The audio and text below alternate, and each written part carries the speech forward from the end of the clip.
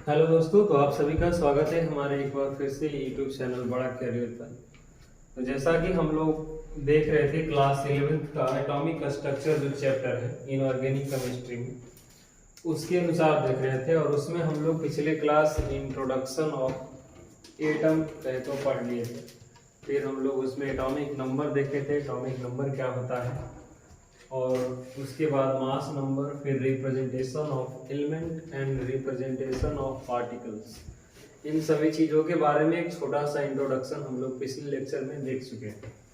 आज मैं उसी चैप्टर्स में आगे बात करूंगा क्वांटम नंबर के बारे में कि आखिर क्वांटम नंबर होता क्या है, हम लोग क्वांटम नंबर पढ़ते क्यों हैं। तो क्वांटम नंबर हम लोग इसलिए पढ़ते हैं क्योंकि क्वांटम नंबर की सहायता से किसी भी एटम में जो इलेक्ट्रॉन प्रेजेंट रहते हैं, इलेक्ट्रॉन उपस्थित रहते हैं, उसके बारे में फुल्ली हमें जानकारी प्राप्त होती है एटॉमिक क्वांटम नंबर की सहायता से। क्वांटम नंबर की सहायता से हम किसी भी इलेक्ट्रॉन के बारे में पूरी डिटेल में जान सकते हैं कि किस एटम में कितना इलेक्ट्रॉन है, उस इलेक्ट्रॉन का ऊर्जा क्या है, उस इलेक्ट्रॉन की वेलोसिटी क्या है, मतलब विभिन्न चीज़ों के बारे में जान सकते हैं। तो चलिए हम लोग स्टार्ट करते हैं क्वांटम नंबर। तो क्वांटम नंबर कहता है कि a set of 4 number which gives complete information about an electron present in atom are called quantum number. वही चीज मैंने अभी समझाया कि a set of 4 number, quantum number हमारा 4 नंबर यानी 4 टाइप्स का क्वांटम नंबर है, जिसकी सहायता से हम इलेक्ट्रॉन, जो भी एटम में इलेक्ट्रॉन प्रेजेंट रहते हैं उसके बारे में कंप्लीट इंफॉर्मेशन पता करते हैं, पता हमें चलता है क्वांटम नंबर की सहायता से। तो अब इसमें देखेंगे आगे कि हमको कितने टाइप्स ऑफ क्वांटम नंबर पढ़ना है। इसमें 4 क्वांटम नंबर है। फर्स्ट है इसमें प्रिंसिपल क्वांटम नंबर, सेकेंड है इसमें हमारा एजीम्यूथल क्वांटम नंबर, और दूसरा है मैग्नेटिक क्वांटम नंबर, और नेक्स्ट इसमें एक और है स्पिन क्वांटम नंबर। तो टोटल हम इसमें देखें कि क्वांटम नंबर 4 है। ये पहले ही कह रहा है set of 4 number which gives complete information about an electron present in atom are called quantum number. यानी इलेक्ट्रॉन के बारे में जो हमें पूरी तरीके से जानकारी देता है उसी को हम क्वांटम नंबर कहते हैं। और क्वांटम नंबर 4 होता है principal quantum number, azimuthal quantum number, magnetic quantum number और स्पिन क्वांटम नंबर। तो अभी इन चारों को हम एक एक करके देखते हैं कि आखिर प्रिंसिपल क्वांटम नंबर है वो क्या बताता है, क्या है प्रिंसिपल क्वांटम नंबर, इसके बारे में। तो आप लोग जब भी हमारा वीडियो देखें तो एक कॉपी और पेन साथ में लेकर देखें, और जो भी चीज़ें बोर्ड पर लिखी गई हो वो समझा दिए जाने के बाद आप उससे वीडियो को पॉज कर दे या फिर स्क्रीनशॉट लेकर के बाद में नोट्स बनाते चले। इससे होगा कि आपका एक कॉन्सेप्ट बनकर तैयार होते जाएगा और चीज़ों आपके समझ में ज़्यादा आएगी। तो चलिए इसे आप भी लिख लीजिए जल्दी से, और हम स्टार्ट करते हैं प्रिंसिपल क्वांटम नंबर। चलिए दोस्तों, तो अभी हम लोग अब देखते हैं प्रिंसिपल क्वांटम नंबर। तो प्रिंसिपल क्वांटम नंबर क्या है? तो प्रिंसिपल क्वांटम नंबर को n से डिनोट करते हैं, n उसको बोलते हैं, इसलिए ब्रैकेट में n लिखा हुआ। अब कहता है द वैल्यू ऑफ n का मान क्या होगा? तो n का मान 1 2 3 कोई भी इंटीजर्स हो सकता है, नेचुरल नंबर जो भी हो, तो 1 2 3 4 5 डॉट डॉट करके इन्फिनिटी। कहता है value of n tells about the shell. n क्या बताता है? तो n हमको सेल नंबर के बारे में बताता है। जितना n का मान होगा वही हमारा सेल नंबर होगा। तो value of n tells about the shell number, shell number के बारे में बताता है। जैसे यहाँ n इक्वल टू लिखा गया है 1 2 3 4 डॉट डॉट, तो n जो है वो हमारा फर्स्ट सेल हो गया और इसको हम k नाम दे दिए। n का मान 2 है मतलब वो सेल हमारा l हो गया। n का मान 3 है मतलब वो सेल क्या हो गया? m हो गया। और n का मान 4 है, इसका मतलब वो सेल क्या हो गया? n हो गया। इस प्रकार से हमारा जो n है वो सेल नंबर के बारे में बताता है कि कौन सा सेल है। जैसे फर्स्ट सेल हो गया, सेकंड सेल हो गया, थर्ड सेल हो गया, फोर्थ सेल हो गया, इसी प्रकार से और भी सेल्स होंगे। अब नेक्स्ट इसमें पॉइंट कहता है कि maximum number of electrons in a shell. कहता है कि इस सेल में इलेक्ट्रॉन्स कितने होंगे? तो उसका फॉर्मूला है 2n²। यानी अब जैसे आपसे पूछ दिया जाए कि फर्स्ट सेल में number of electron, first shell number of electron in first shell, first shell में नंबर ऑफ इलेक्ट्रॉन कितने होंगे, कितने इलेक्ट्रॉन्स पाए जाएंगे, तो उसके लिए फॉर्मूला आप लगा दीजिए 2n²। तो n यानी फर्स्ट सेल, तो n का मान 1 है, तो 2 × 1 का स्क्वायर, और 1 का स्क्वायर तो भी 2 ही होगा यानी 2, यानी फर्स्ट सेल में कितना इलेक्ट्रॉन होगा 2। और हम लोग पहले क्लास 10th में पढ़ चुके हैं KLMN, इसमें K में इलेक्ट्रॉन की संख्या यानी नंबर ऑफ इलेक्ट्रॉन 2 ही होती है। अब इसी तरीके से सेकंड सेल में अगर निकालने बोले नंबर ऑफ इलेक्ट्रॉन, तो सेकंड सेल में तो 2, तो सेकंड सेल हमारा n का मान 2 हो गया, तो यहाँ हो जाएगा 2 का स्क्वायर यानी 2 × 4 यानी 8, यानी हम L में हमारा नंबर ऑफ इलेक्ट्रॉन कितने हो जाएंगे 8। तो किस सेल में कितना इलेक्ट्रॉन होगा, इसे निकालने के लिए आप इस फार्मूला को यूज कर सकते हैं 2n², जहाँ n हमारा number of electron, number of shells होगा, कोई दिक्कत इसमें नहीं होनी चाहिए। अब जो हमारा प्रिंसिपल क्वांटम नंबर है वो साइज ऑफ ऑर्बिटल्स के भी बारे में बताता है कि ऑर्बिटल्स का साइज क्या होगा, कैसा होगा, उसके बारे में चर्चा। तो साइज ऑफ ऑर्बिटल्स कहता है कि larger the value of n larger is the orbital, यानी n का मान जितना बड़ा होगा उतना बड़ा हमारा ऑर्बिटल होगा। यानी साइज ऑफ ऑर्बिटल किस पे डिपेंड कर रहा है, n पे। Larger the value of n larger is the orbital, यानी n का मान बड़ा तो ऑर्बिटल भी क्या होगा, बड़ा होगा। फिर नेक्स्ट पॉइंट कहता है आपका कि largely determine energy of orbital, मतलब क्या हुआ कि जितना ज्यादा n का मान होगा उतना ज्यादा उस ऑर्बिटल का एनर्जी होगा। इसका मतलब जो ऑर्बिटल जितना बड़ा उसका एनर्जी उतना ज्यादा, यानी n का मान बड़ा तो ऑर्बिटल बड़ा, और n का मान बड़ा इसका मतलब उस ऑर्बिटल का एनर्जी भी ज्यादा होगा, यानी जो ऑर्बिटल जितना बड़ा होगा उस ऑर्बिटल का उतना ही एनर्जी होगा। तो वही लिखा हुआ है लार्जर n यानी बिगर n हायर एनर्जी, इसमें कोई दिक्कत नहीं होनी चाहिए।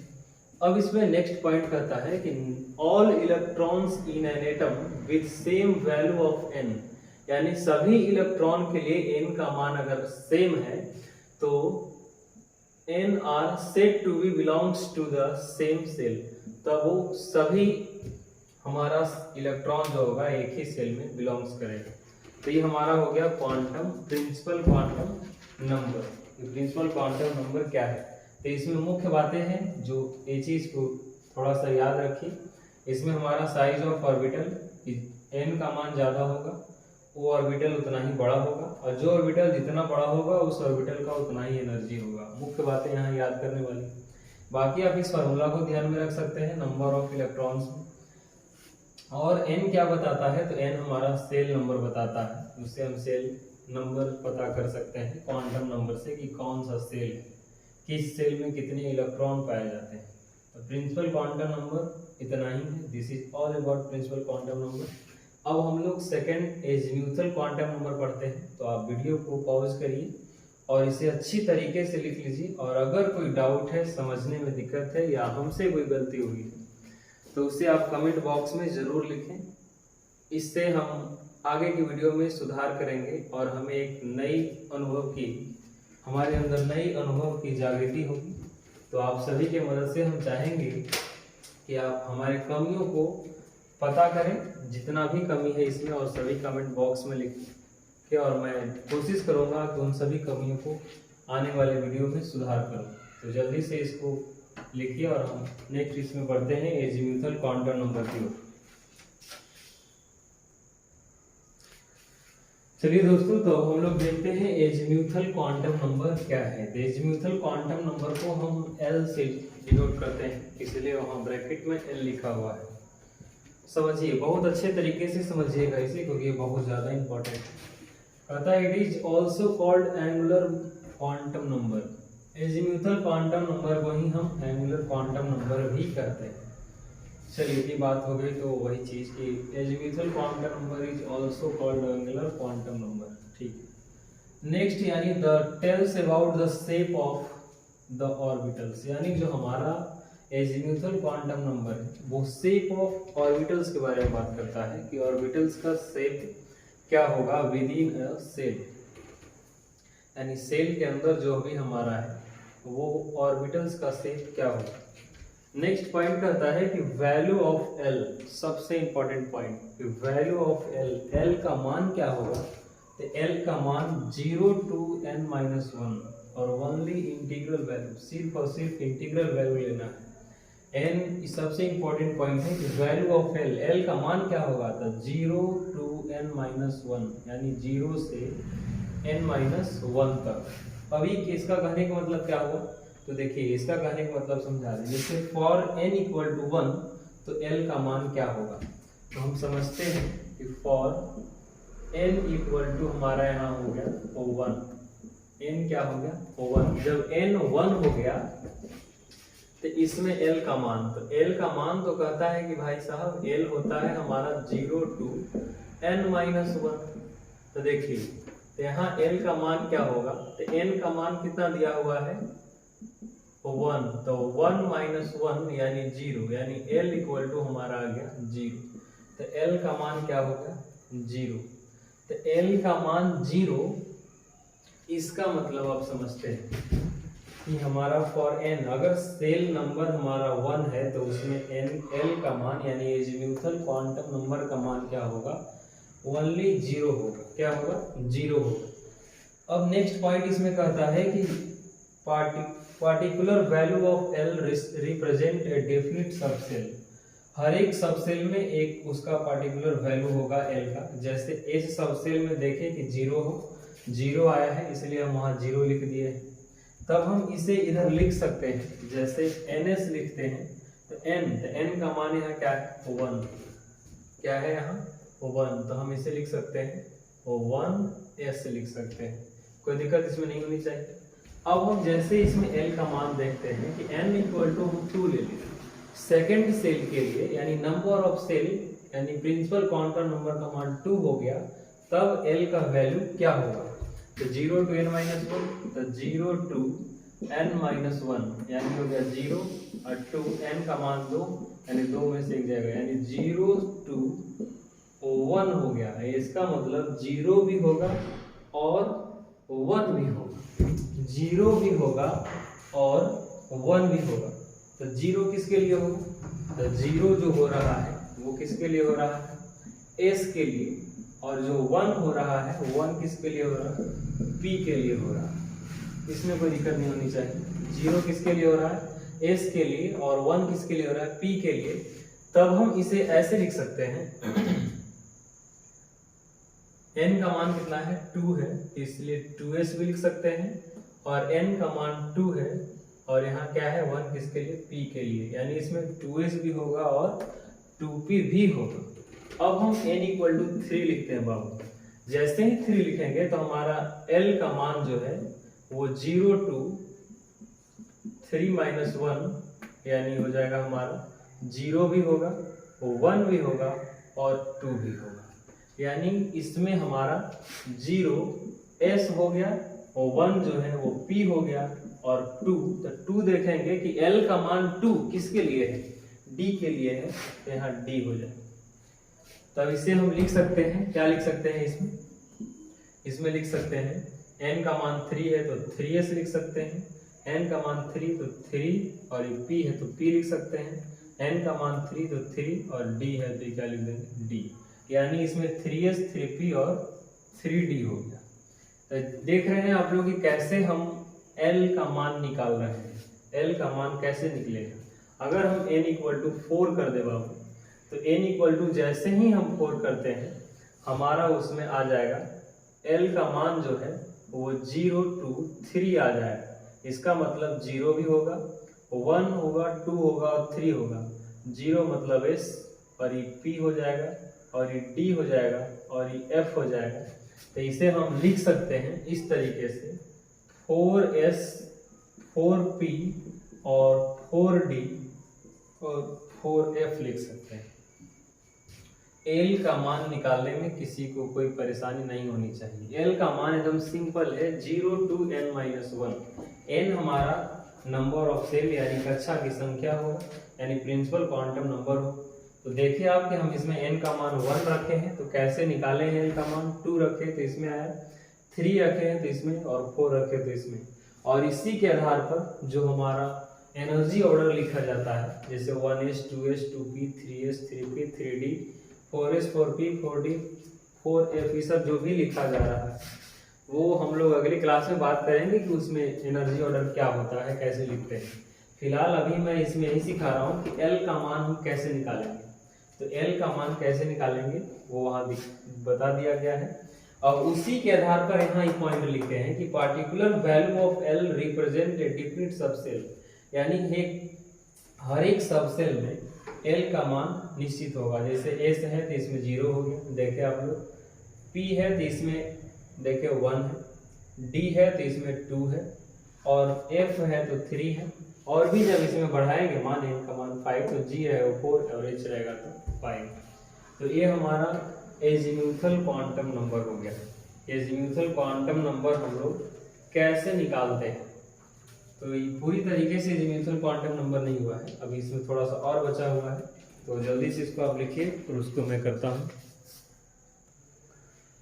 तो देखिए ये हमारे एजीम्यूथल क्वांटम नंबर का एक पॉइंट है, इसमें कहते हैं all electrons in an atom with the same value of L are said to belongs to the same subshell, यानी अगर सभी इलेक्ट्रॉन के लिए L का मान एक समान हो तो वो सभी के सभी एक ही सबसेल में पाए जाएंगे। Next, energy of orbital present in a same shell as the value of L increases then energy of orbitals also increase। इसका मतलब क्या हुआ, energy of orbital present in a same shell, अगर हमारा इलेक्ट्रॉन एक ही सेल में present हो तब L का मान जैसे जैसे बढ़ेगा वैसे वैसे ऑर्बिटल्स का एनर्जी भी क्या होगा, बढ़ते जाएगा। और इसी पॉइंट पे क्वेश्चन दिया है यहाँ 4s 4p 4d और 4f, तो इसका ऑर्डर ऑफ एनर्जी क्या होगा।